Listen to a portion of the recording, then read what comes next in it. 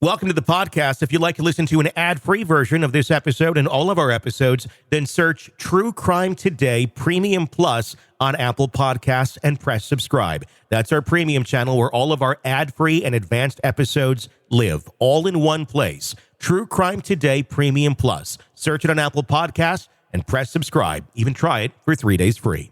You're about to take a deep dive into one of the biggest true crime cases in the universe. Or, at least, on our part of the planet. From the Hidden Killers podcast and True Crime Today. The sun casts a golden hue over the marshlands of South Carolina's low country, where the Spanish moss drapes from ancient oak trees, swaying gently in the warm breeze. This is a place where tradition runs deep, and family names carry weight. Few names have been as revered or as tarnished as that of the Murdaugh family. For over a century, they stood as pillars of the community, powerful attorneys, respected prosecutors, and benefactors of the region. But beneath the facade of Southern gentility lay secrets that would shatter lives and betray the trust of many who once considered them allies. At the heart of this unraveling saga is Alex Murdaugh, a man who seemed to have it all. A successful attorney at the family-founded law firm, a beautiful family, and a legacy to uphold. Yet, behind closed doors, a series of alleged financial crimes were unfolding. Crimes that would devastate the lives of those who trusted him most. It began, perhaps, with the tragic death of Gloria Satterfield, the Murdaugh family's longtime housekeeper. In February 2018, Gloria reportedly tripped and fell at the Murdaugh home, suffering injuries that would later prove fatal. She had been more than an employee, she was a confidant, practically a member of the family, having worked for them for over 2 decades. Her sons, Tony Satterfield and Brian Harriet, were grieving and lost, unsure of what steps to take next. Enter Alex Murdaugh, the man they believed to be a friend. He approached them with a suggestion: file a wrongful death claim against him so that his insurance could compensate them. He even recommended an attorney to represent them, Corey Fleming, a close college friend of Alex's. Trusting in Alex's guidance, the Satterfield sons agreed, believing that he was helping them secure financial stability after their mother's untimely death. Unbeknownst to them, a settlement was reached for $4.3 million, of which they were entitled to receive approximately $2.8 million, but the sons never saw a dime. Instead, the funds were allegedly diverted by Alex into a fraudulent bank account he had set up under the name Forge, a name similar to a legitimate settlement consulting firm, Forge Consulting. This deception allowed him to misappropriate the settlement money without raising immediate suspicion. For the Satterfield family, the betrayal was immeasurable. Not only had they lost their mother, but they were also deceived by a man they considered a trusted advisor. Their hopes for financial security were dashed, and they were left grappling with grief compounded by injustice. But the Satterfields were not alone. Other clients of Alex Murdaugh began to emerge with similar stories of deception and theft. There was Hakeem Pinkney, a deaf man who became quadriplegic after a car accident in 2009. Alex represented him in a lawsuit that resulted in a substantial settlement. Tragically, Hakeem died in 2011, but instead of ensuring that the settlement funds went to Hakeem's family, Alex allegedly diverted the money for his own use. Then there was Natasha Thomas, another victim of a car accident, who trusted Alex to handle her settlement. She, too, was allegedly defrauded, never receiving the funds that were rightfully hers. These individuals, already burdened by tragedy and hardship, found themselves victimized again by the very person sworn to advocate for their best interests. The pattern was clear. Vulnerable clients, often dealing with life-altering injuries or the loss of loved ones, were targeted. They placed their trust in Alex Murdaugh, believing he would fight for them, only to have that trust shattered. The financial impact on these victims was profound.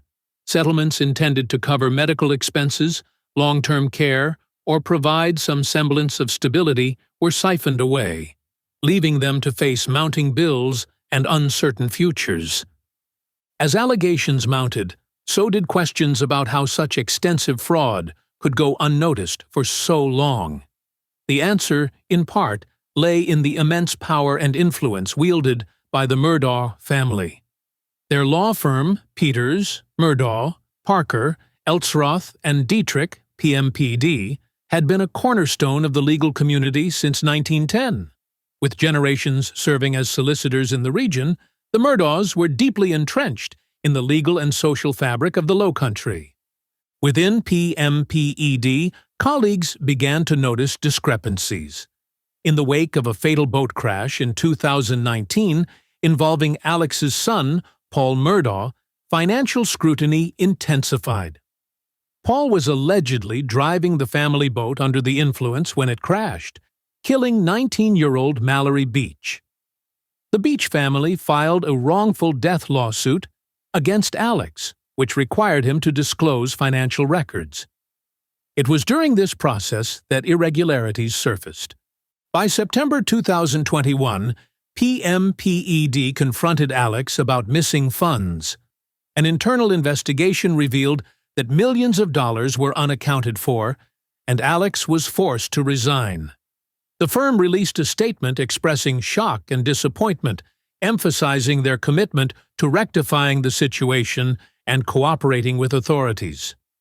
The revelation sent shockwaves through the community. How could a man from such a distinguished family betray not only his clients, but also his colleagues and the very principles his family had upheld for generations? The betrayal was felt deeply, not just by those directly affected, but by an entire region that had long revered the Murdaugh name.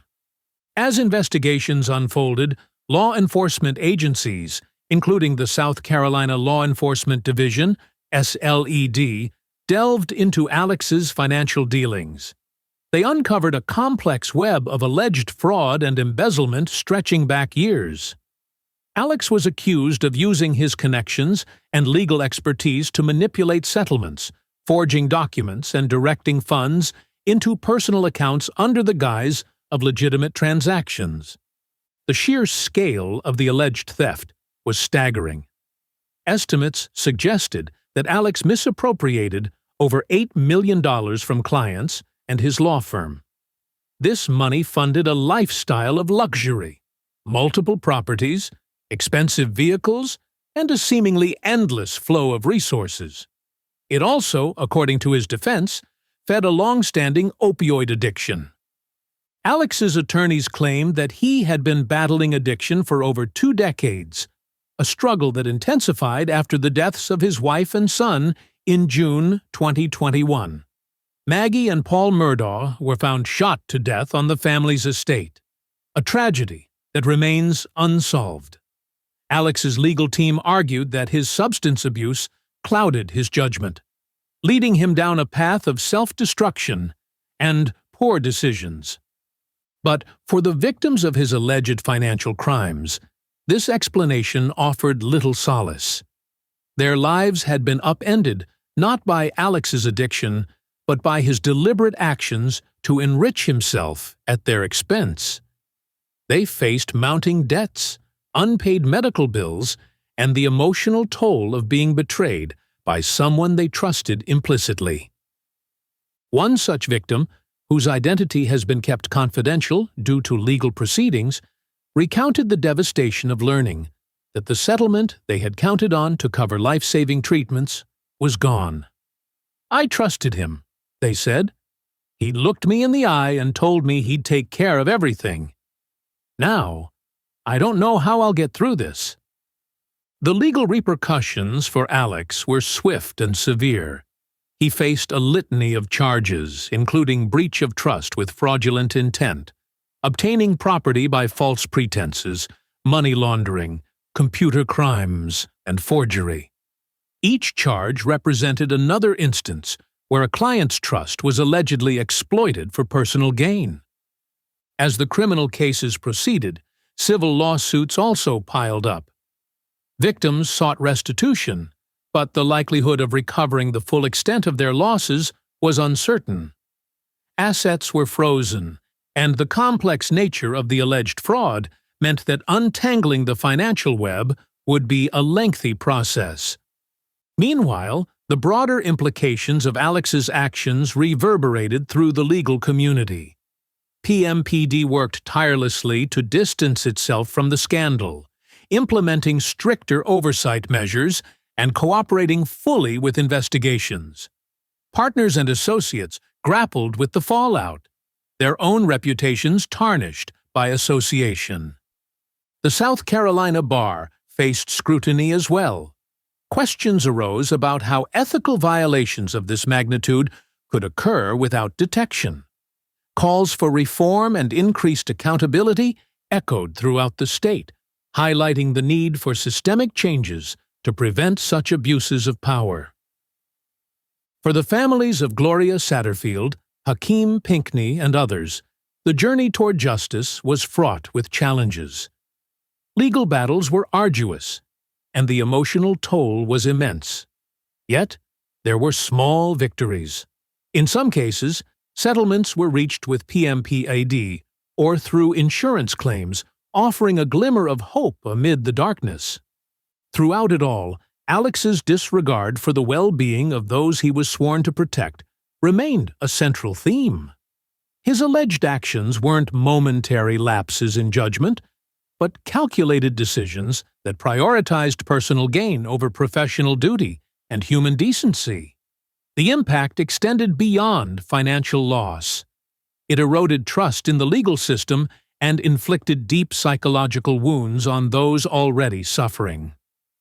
In the midst of these revelations, another twist emerged. In September 2021, Alex claimed to have been the victim of a shooting on a rural roadside. Initially reported as an attack by an unknown assailant, it was later revealed that Alex had allegedly orchestrated his own shooting in a failed suicide attempt intended to secure a life insurance payout for his surviving son, Buster. This incident raised further questions about his state of mind and the extent of his alleged manipulations. As legal proceedings continued, the community watched with a mix of disbelief and betrayal.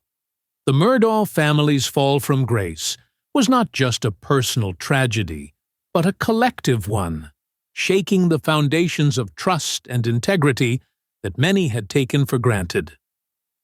In courtrooms, prosecutors meticulously laid out evidence of financial malfeasance. Documents, bank records, and testimonies painted a damning picture of deceit. Defense attorneys faced the daunting task of countering these allegations, often focusing on Alex's alleged addiction and mental health struggles. But for many, these defenses rang hollow. The calculated nature of the alleged crimes suggested a level of intentionality that was difficult to reconcile with claims of impaired judgment. The victims' voices grew louder, demanding accountability and justice. One attorney representing multiple victims stated, "This isn't about one man's downfall. It's about a pattern of exploitation that has left real people in dire situations. We must hold him accountable not just for the money, but for the lives he's impacted." As the trials loomed, the weight of the evidence against Alex Murdaugh was substantial.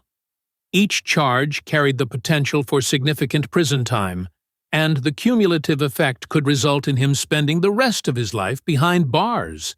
Yet, for the victims, no sentence could fully restore what was lost: their trust, their financial security, and in some cases, their health. In reflecting on this complex and tragic story, it's clear that the repercussions extend far beyond one individual. The ripple effects touch clients, colleagues, friends, and an entire community. It serves as a stark reminder of the responsibilities that come with positions of power and the devastating consequences when those responsibilities are forsaken. The victims continue to rebuild, seeking closure and justice. Legal reforms are being discussed to prevent such breaches of trust in the future.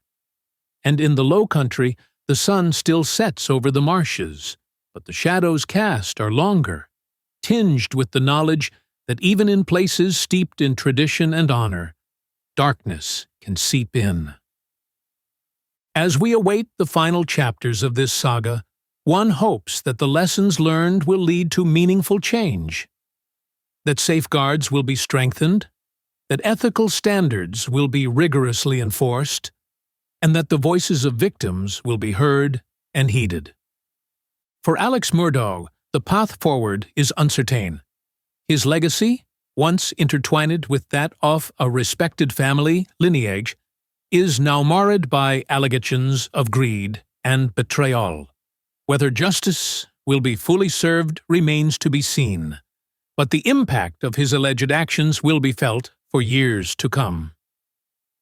In the end, this is a story not just of one man's fall, but of the resilience of those he hurt, the pursuit of justice, and the enduring importance of integrity in the face of temptation. It's a cautionary tale that underscores the profound responsibility entrusted to those who hold others' lives in their hands, and the dire consequences when that trust is broken.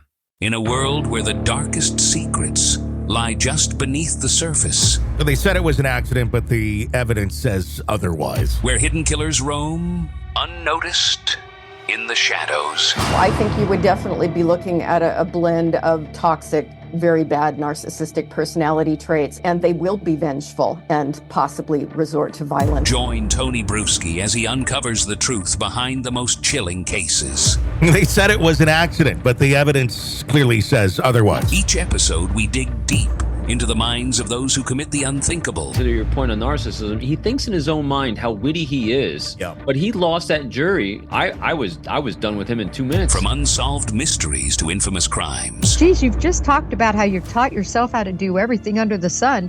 I bet you did a YouTube video, how to best kill somebody with a knife. Hidden Killers with Tony Bruschi takes you where few dare to go. How does someone with such a dark secret go unnoticed for so long? With multiple new episodes every single day. We're not just telling stories, we're seeking justice. Listen now on Apple Podcasts or wherever you get your podcasts. Just search for Hidden Killers with Tony Bruschi.